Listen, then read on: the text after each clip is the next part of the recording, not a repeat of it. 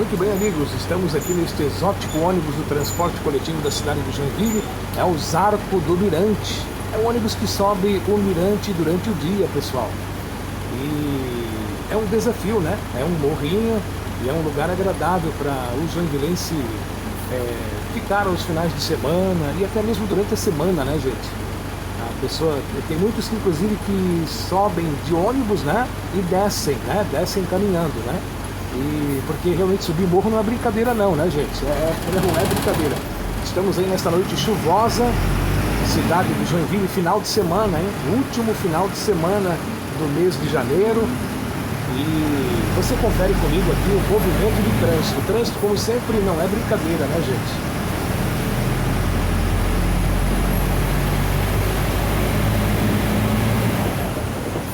Cada cidade brasileira, né, cada grande cidade brasileira tem algum diferencial em relação às outras, né, gente? Por exemplo, aqui pertinho, na cidade de Curitiba, tem a Linha Turismo, que é um ônibus de 2 andares com teto aberto e que faz um percurso na região do centro expandido, onde tem os pontos turísticos, né? Então, mediante um determinado pagamento de tarifa, você fica ao longo do dia conhecendo os pontos turísticos da cidade de Curitiba. Em outras cidades tem também um tipo de transporte diferenciado para atender o pessoal que tem mobilidade reduzida, né? Os deficientes físicos. E obviamente o nome da categoria vai mudando de cidade para cidade. Cada cidade adota um nome diferente, né? Tem cidades que adotam o nome transporte acessível. No estado do Espírito Santo, na região metropolitana de Vitória, o nome é Mão na Roda. Aqui em Joinville é o transporte eficiente. Em Blumenau é o Blu Fácil. Enfim, cada cidade tem a sua particularidade na escolha do nome do sistema de transporte que vai levar os passageiros que têm mobilidade reduzida. E além de tudo tem os ônibus de piso baixo, né, gente? Mas eu digo para vocês, como já temos aí matéria nesse canal, que os ônibus de piso baixo, embora bonitos, né, com motor traseiro, eles têm um problema meio complicado, que é aquele degrau central, sabe? Aquele degrau que não é muito bom para os passageiros comuns, né? Porque você sabe aí que no ritmo louco de uma cidade grande, com as constantes paradas e com as idas e vindas dos ônibus pelas linhas, a gente observa que os ônibus de piso baixo não têm aquela flexibilidade toda que o tradicional ônibus de motor dianteiro e piso alto tem, né? Se bem que também tem ônibus de motor traseiro com piso alto, viu, gente? Mas a questão do piso baixo também é mais para acessibilidade, e nessa questão da quantidade varia muito de cidade para cidade, né? Tem cidades aí que determina um número X de ônibus de piso baixo em relação à quantidade de frota total operante na cidade. Então esses índices variam muito, sabe? Entre 10% e 40%. A cidade de São Paulo é campeã nessa questão, hein? Pelo menos mais da metade da frota circulante na cidade de São Paulo tem piso baixo. Mas eu repito para vocês, é um ônibus que ele é muito mais caro que o modelo convencional, inclusive é fácil de revender, e ele tem esse problema sério aí na questão ao longo do corredor do ônibus, né? Você caminha, aí tem um degrauzinho, aí aquela parte plana, depois outro degrau. Se a pessoa não estiver se segurando bem no ônibus, é complicado, gente. Então eu vou dizer uma coisa para vocês, na questão de transporte urbano, na minha opinião, pessoal, tem que ser o ônibus tradicional, né? Aquele ônibus do dia a dia mesmo, porque ele melhorou bastante, né? O ônibus brasileiro, de uma forma geral, melhorou bastante.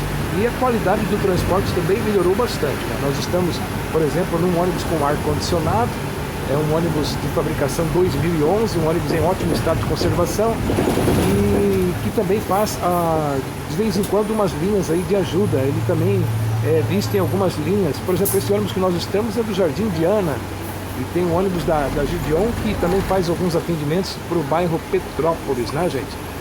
Estamos numa noite agradável, uma noite fresquinha, né? Abafado, um pouquinho abafada, mas é uma noite chuvosa. Eu prefiro chuva e, afinal de contas, cidade da chuva, né? Se não chover em Joinville, não é Joinville, pode ter certeza disso. quando você ver aí vídeos pelos canais do YouTube, em outras redes sociais, e não tiver chuva, pode passar adiante, não é Joinville. É isso aí, pessoal. O trânsito está tranquilo hoje, né? Estamos ainda no mês de janeiro, mês de férias.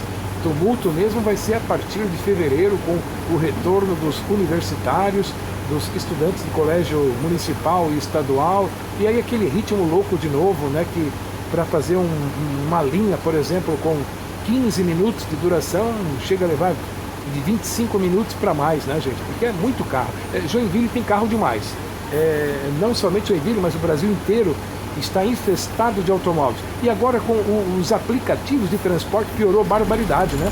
Aqui em Joinville já são 15 mil carros que fazem aplicativo de transporte. Aí você põe nas contas aí, são 15 mil veículos a mais, transportando 2 passageiros, né?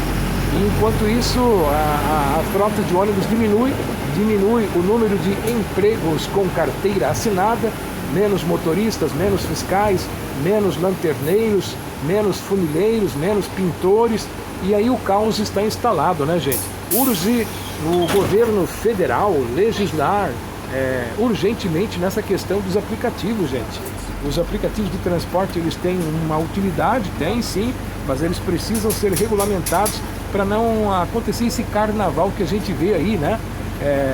Um carnaval de automóveis rodando a mais, né?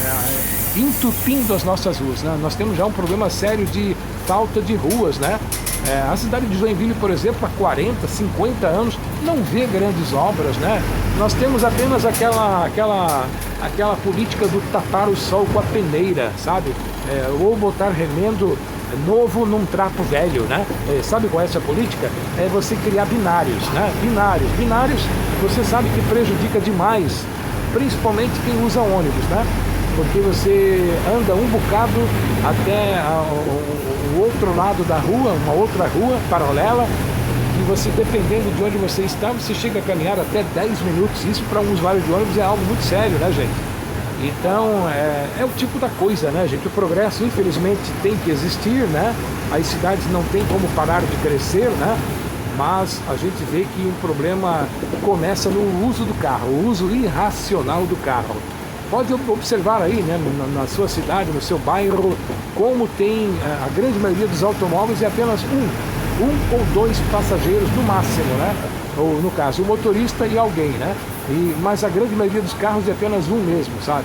Então o uso do carro ocupa um espaço físico nas cidades que o trânsito não suporta, né?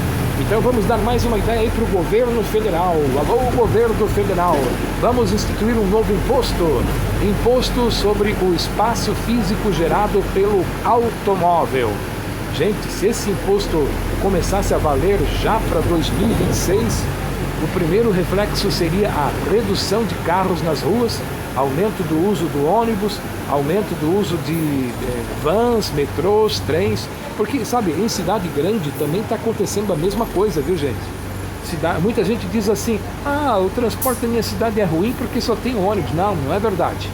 A questão é a seguinte, o transporte realmente varia de cidade para cidade, de capital para capital, mas em cidade grande o transporte é muito pior, gente. E olhe, lá tem metrô, tem trem, tem VLT. VLT, para quem não sabe, é veículo leve sobre trilhos, que é o bonde moderno que tem na Europa.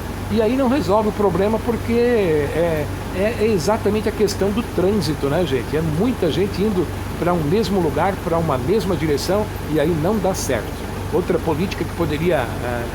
coisa que a política poderia fazer seria a flexibilização dos horários de entrada e de saída dos funcionários das indústrias e dos colégios. Mas esse aí é um assunto para um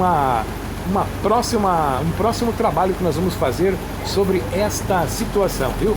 Um grande abraço para você que está acompanhando com a gente, e daqui a pouco você me encontra em algum lugar da cidade.